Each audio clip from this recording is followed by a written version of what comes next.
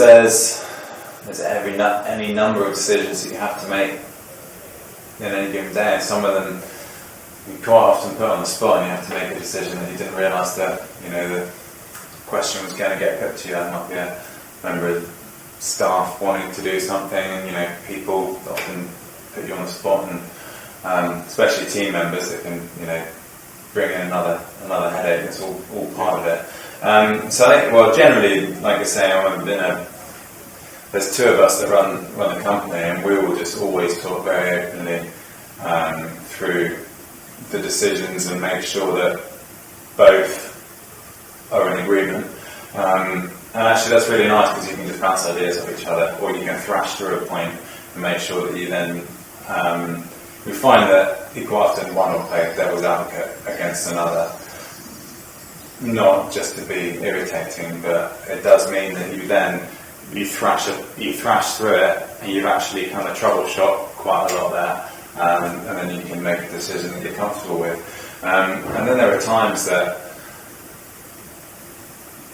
sometimes it can feel difficult actually making the decision. Sometimes it's easier just to not make the decision and bury your head in the sand, and that's when you start doing that, that's when you really get into trouble. You need to take decisions head on and respond quickly and move quickly with them.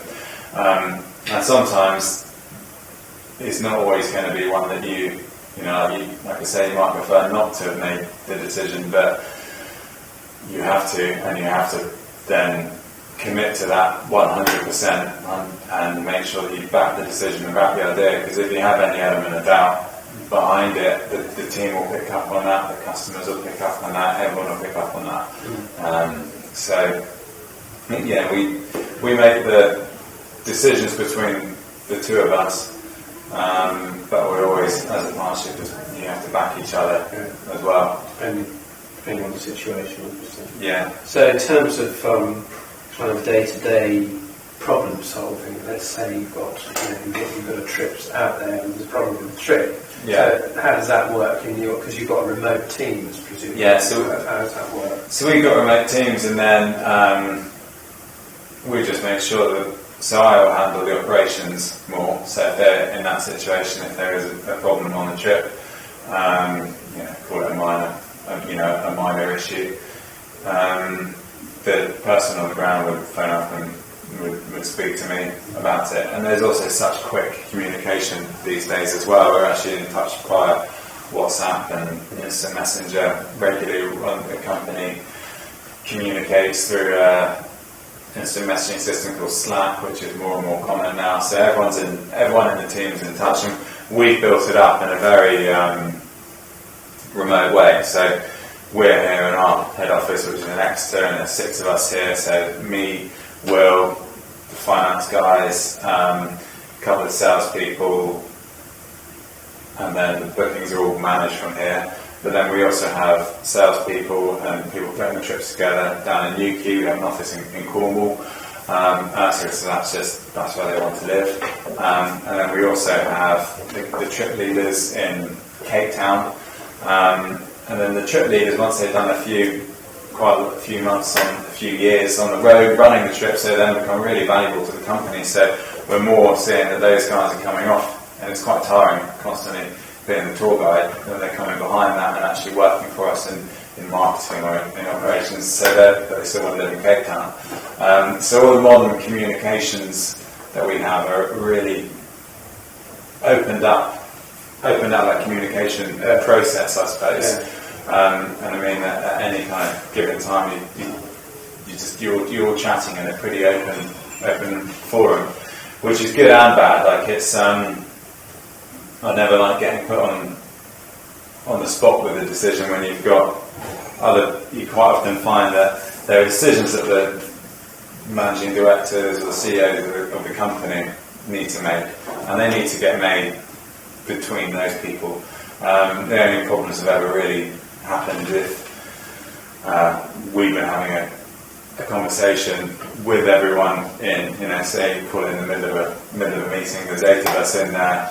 Will and I have been discussing a point and everyone else is in there, and suddenly you've got everyone else's opinions around the table, which a lot of the time is irrelevant, but if it's actually just a decision that needs to get made by the leaders of the company, the team just needs to know what the decision is, and they need to hear that directly from the leadership. They don't need to see the whole process behind it. So a bit too open. Yeah, a bit too open, and we try and be open, and then sometimes it's not.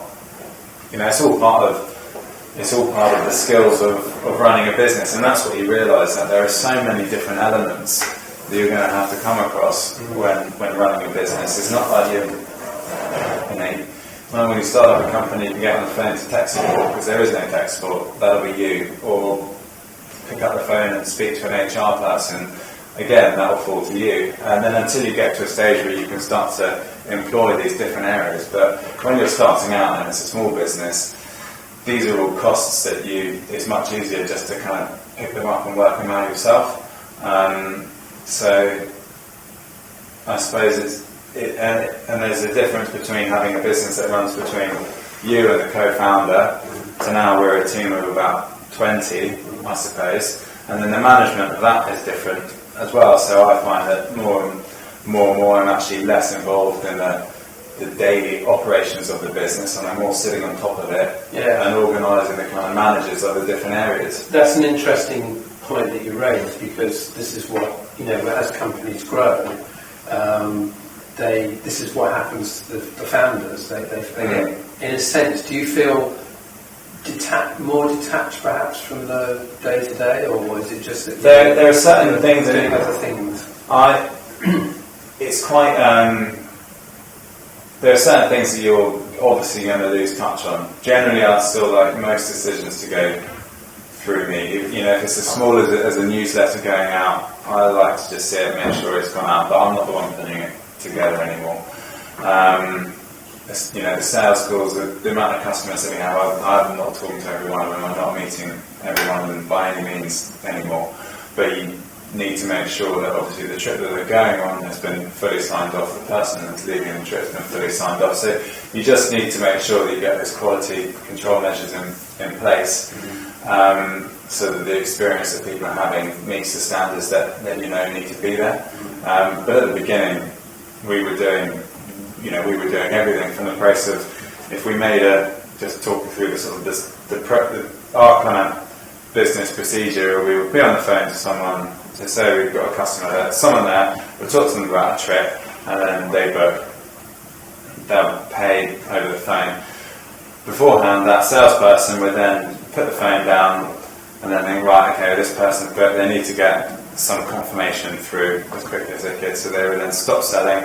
They would then go onto Excel. They would make an invoice. They would write out the letter. They would put together the info pack, and then that would go. And that was actually such an inefficient use of their time, and it meant that we were having to have all these kind of multi-skilled people who probably weren't skilled. So you've got someone who's not very good at numbers writing out invoices. They're writing out the letters. They're not selling anymore. So now we have a complete procedure where someone makes a sale, and then they literally say, this sale's been done, that lands on the booking manager's desk, booking manager sends it out, invoice gets done, finance guy sends it out. And it's those sort of kind of frameworks that you don't get if you go straight from education or straight from life just into running your own business. If I'd gone out and worked for 15 years in any industry, I would have seen those systems in a company. I would know that when I started one up, I would have needed to put all those in place.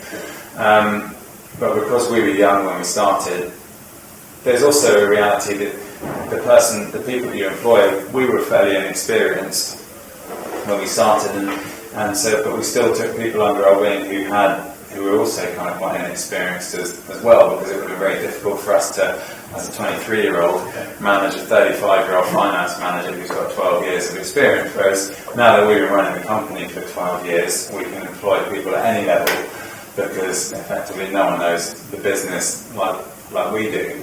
And that's really helped us mature as well, and has meant that we can get better people involved in the company, which has helped us push forward. But it's all part of the learning process, I think.